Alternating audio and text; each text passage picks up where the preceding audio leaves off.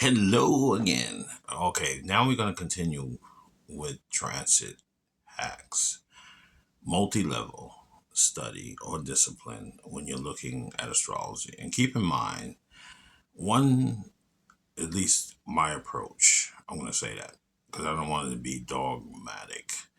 We should have an open approach, looking at different perspective of how one may understand this phenomena. I'm going to say it's astrology. And that's when I use astrology, I don't use just basically astronomy slash astrology as one. There is a union with them. In other words, there's a unit. So let's approach this. Transit hacks. They came to me a couple of days of the nomenclature or the terminology. So being we're in the digital age and we're looking at data supreme or data carries weight or data is gold or data is the new oil or data is the new monetary system, um, data and how we look at it and structure would be imperative that we process that in different levels. Now, first level, we're going to look at new entrance or ingress. And you don't have to worry about the terms. It's just something I just like to throw out there for those who are probably pursuing it on a deeper level. And in 25 words or less, it just means when a sign is entered or approached with a new planet that moves through it. Right now, Mars is one of the new planets. Not the new planet, but it is in the sign of Virgo. So it entered the sign of Virgo. So now, here we go. Mars has 5 states, or any planet has 5 states. Out of the 5 states, 2 of them is beneficial, or one is conducive for doing the most end result of that planet. Let's say that.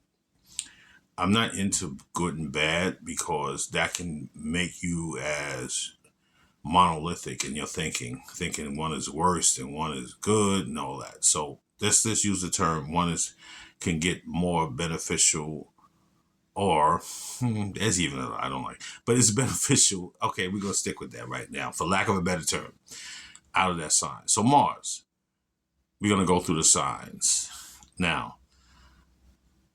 Aries, Mars is actually in one of his great states, so you don't have to worry about terms. We're just gonna go good or a better state or conducive. It's more conducive in Aries. Taurus, not as conducive. Gemini, not as conducive. Cancer, really not as conducive. Leo, not as conducive. Virgo, which is right now, not as conducive. Libra, really not a good conducive. Scorpio, oh yes, thumbs up. As like in Aries. Sagittarius, not as conducive.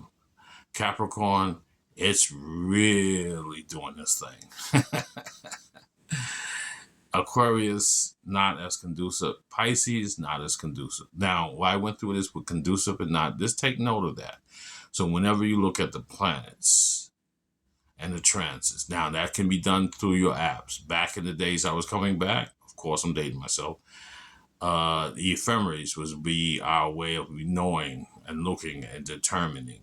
But keep in mind, look at dates. You can have actually a good thing with digital now, because now you can make Google Calendar. I'm not going to plug for Google, but it's one way, or whatever app you can use for calendar or planning, and start marking your days and looking at that. And it has a reminder, so you won't get lost in daily activity of knowing that, oh, today is this is happening, or day is that's happening.